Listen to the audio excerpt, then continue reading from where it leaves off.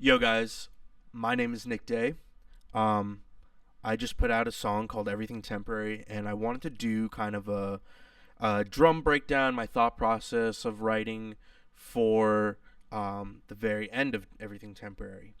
And I want to start out with just saying that Everything Temporary is a song that I intend for it to be a primer for who I am as an artist and who I want to become as an artist, meaning I don't want any boundaries.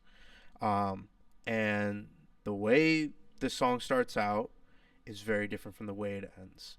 When I was promoting this song, I was getting a lot of feedback um, on the end of the song, and I think it's because it's a very progressive, psychedelic, funkadelic section that is just really unfitting for what you would probably think this song is supposed to be when you first listen to it.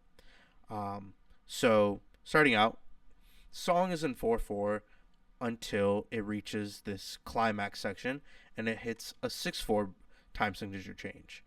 And the first beat is a rest, and then slowly it starts to evolve from 6/4 to 5/4 to 4/4 and then 3/4 halftime.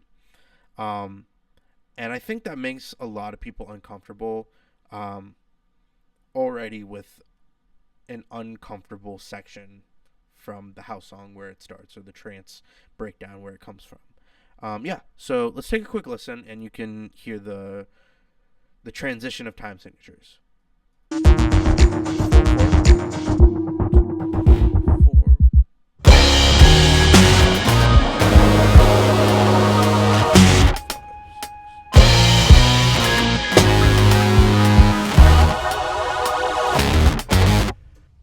And yeah, that's pretty much my thought process when I'm writing this kind of breakdown. And maybe I'll do it again. Who knows? I would love to do more psychedelic, funkadelic breakdowns. I think that kind of music is sick. So going into the drum production, it's really important for me to get my sample sounding right. I was trying to use some really modern samples, but they just weren't vibing until I got Telltone Audio's Solfi. This VST drum library is incredible, and I've just been going back to it over and over again and writing new music with this as my foundation. Um, there's tons of snare, hi-hat, all these different samples you can see on my screen, and you can really control them and just get into the nitty-gritty. I did a little bit of tuning inside the box here, but not too much because of how great these samples are. Um, and then you can kind of overall do some effects.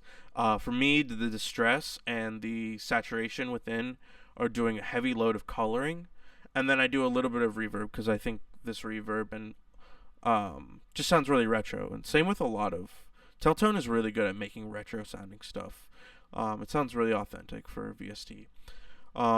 Yeah, so once I wrote everything down, how I wanted it to be, I separated all my drum channels into individual tracks, and I bust them all into a bus channel. Where I'm using a VCA 65 compressor, and I'm using this to really color it and really give it a lot of edge and attitude. Um, the main architect is the output gain in this preset, this drum bus aggression preset. This is what I'm using. I dialed it back a little bit so it's not overbearing. Um, and that's pretty much it for like the color of this drum kit. And then I'm using an API 2500 bus compressor, and this kind of just glues all my channels together and gives it a nice like space around all the dirt, and just really ties everything together. After that, I'm sending all my drums from the kick all the way to the crash into a drum verb send effects where I'm just using Pro R. Really simple, big blue hall preset. Um, Probably changed a little bit of the space. I don't really remember, but even if I didn't, this reverb sounds amazing. And then I'm using a short room, which I'm using a stock Logic plugin called Quantec QRS. This is an amazing room plugin, and I really recommend it. I think it gets swept under the rug a lot because not only a lot of people heard that this plugin came out with a Logic update a few years ago. Um, and then other than that, I'm sending the snare into two separate send effects channels, one where I'm filtering the highs and another where I'm filtering the lows. Oops, wrong channel. The lows. And it's mono. Um, that's really it. We can take a listen to the drums by themselves, and they'll sound really different from the full song.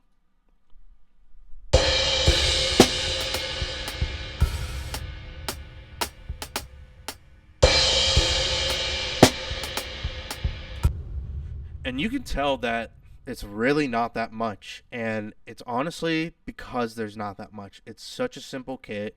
I'm not doing much in any of the channels or the buses or any of the sends, but that contrast from the guitar is what makes this breakdown so wild, and the wildness of this breakdown is what makes the contrast so ugly, and that's why I love this song, Everything Temporary. So yeah, that's pretty much it.